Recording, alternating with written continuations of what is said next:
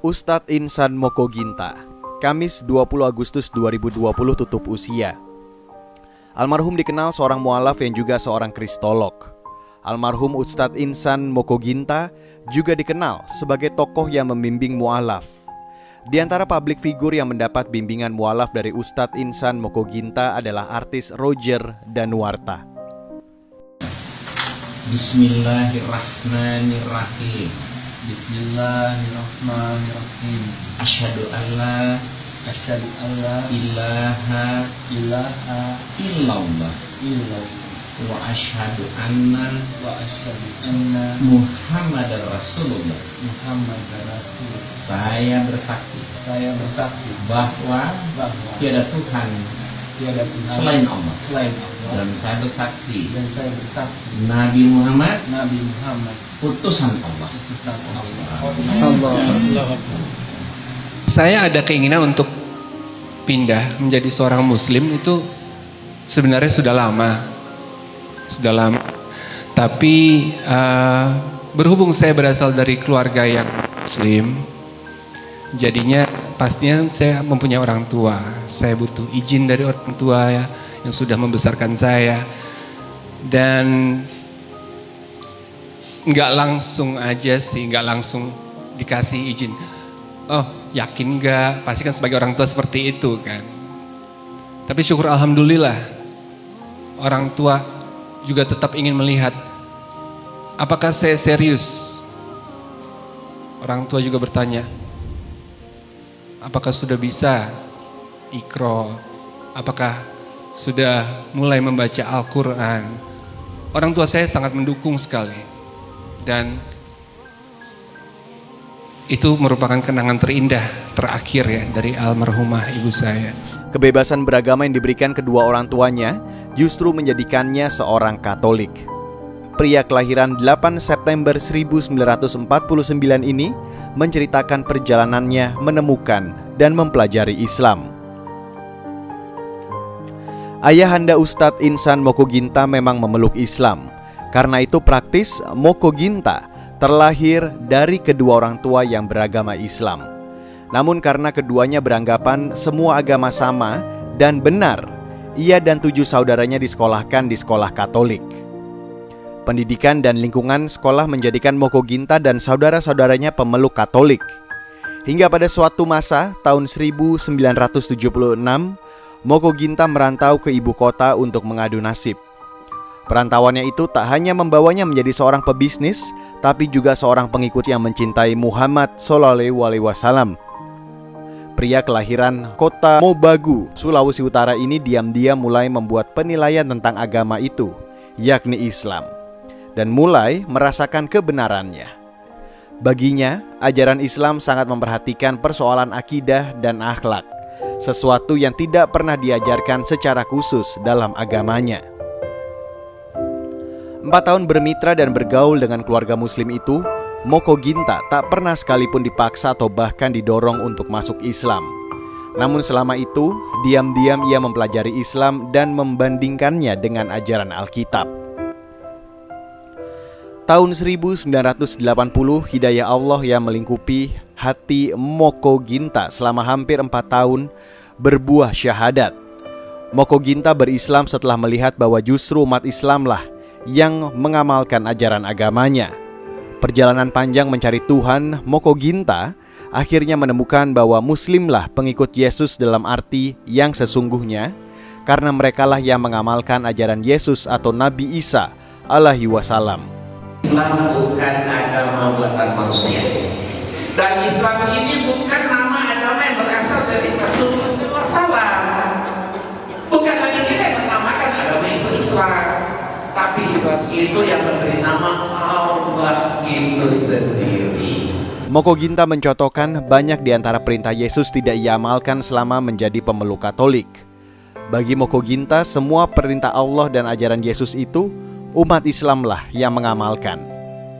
Ia kemudian menyimpulkan bahwa berislam adalah satu-satunya jalan untuk bisa mengamalkan semua ajaran Yesus.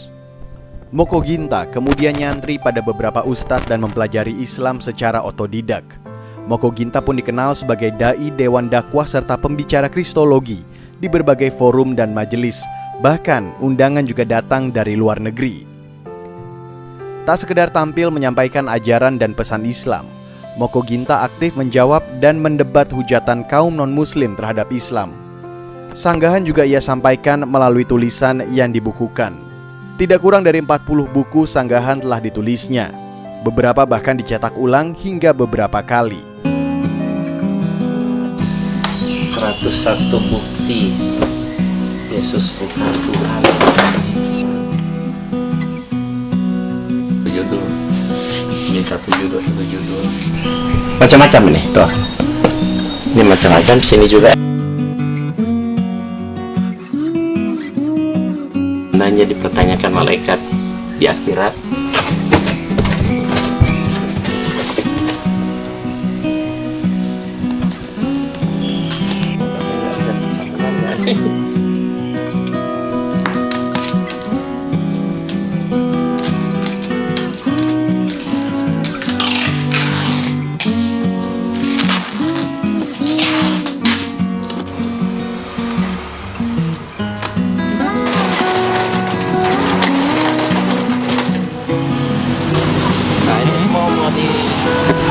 Mau dikirim ke kantor pos sama titipan kilat ke daerah-daerah.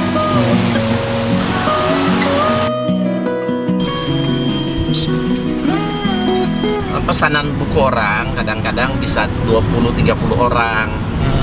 Nanti rencananya ada sampai 200 alamat gitu.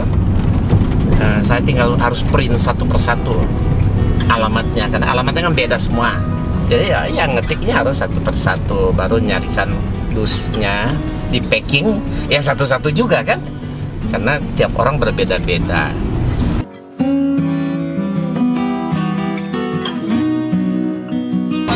Ya ini lain itu.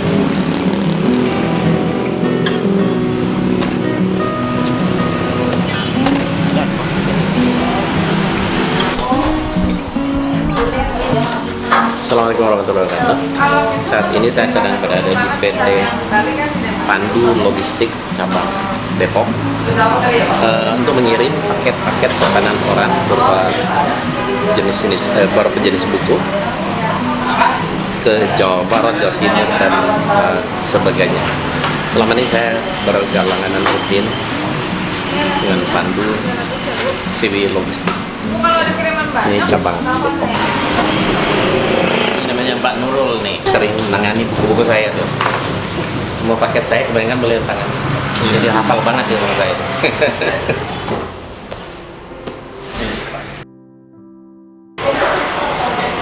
Saya saat ini sedang berada di kantor pos Depok. Biasa ngirim paket untuk orang-orang yang pesan buku, juga pakaian-pakaian bekas dikirim ke kampung untuk orang-orang miskin, bagi mereka yang mungkin sangat bermanfaat.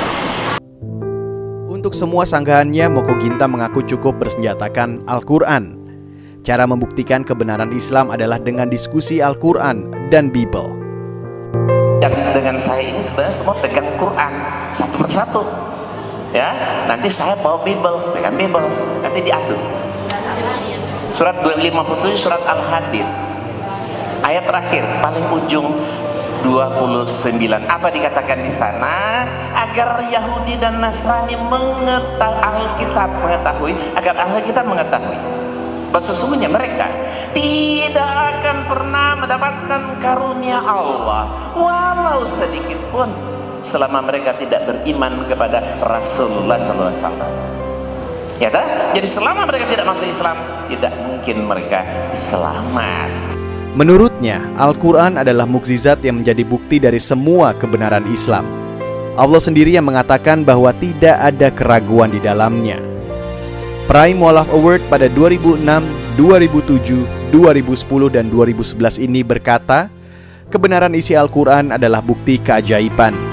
Kini, Moko Ginta bahkan menjadi Muslim bukan karena kiprahnya sebagai da'i, melainkan karena kebenaran yang dipeluknya. Pak Insan Moko Ginta adalah contoh bagi kita semua, bahkan sampai meninggalnya. Siapa yang tidak ingin meninggal di hari Jumat? Allah. Yang Allah jamin menjaganya dari fitnah kubur. Allah. Jadi hari ini kita saksikan, insya Allah Ustadz Moko Ginta dihindarkan dari fitnah kubur dan langsung oleh yang menjaga. Dan seorang mati dalam kebiasaannya. Siapa yang tidak ingin mati dalam keadaan sholat? Beliau meninggal dalam keadaan sholat, beliau meninggal di hari Jumat. Dan Masya Allah, ilmu-ilmu yang diberikan, berapa banyak orang sudah mendapat hidayah. Dan mari jadikan wafatnya beliau ini sebagai pemicu semangat kita. Amin. Hari ini kita menyaksikan dengan mata kepala kita sendiri Allah menepati janjinya. Yang pertama, jangan sekali-sekali kau mati kecuali dalam keadaan muslim. Allah. Yang kedua, ketika kita bertaat dan takwa pada Allah, Allah berikan kematian yang indah. Amin. Justru di saat orang bersedih, saya sendiri merasa heran, saya merasa bahagia dan bersyukur. Bahagia dan bersyukur seorang panutan kita, Ustadz Moko Ginta, meninggal dalam keadaan husnul khotimah. Allah. Jadi untuk apa kita bersedih? Tapi jadikan semangat kejadian ini sebagai satu penyemangat kita agar kita bisa berkumpul kembali di janahnya. Kita ikuti ilmu-ilmu beliau, kita tularkan, karena itulah salah satu pahala yang mengalir. Dan apa yang kita tularkan juga akan menjadi pahala kita ke depannya. Amin. Mari mu'alaf dan saudara yang lain, kita berharap Allah berikan kita kematian seindah kematian diberikan oleh Allah kepada Ustadz Moko Ginta. Barakallahu fiik. Selamat jalan Ustadz Insan Moko Ginta. Perjuangannya dalam membentengi pendangkalan akidah kelak diingat sepanjang masa.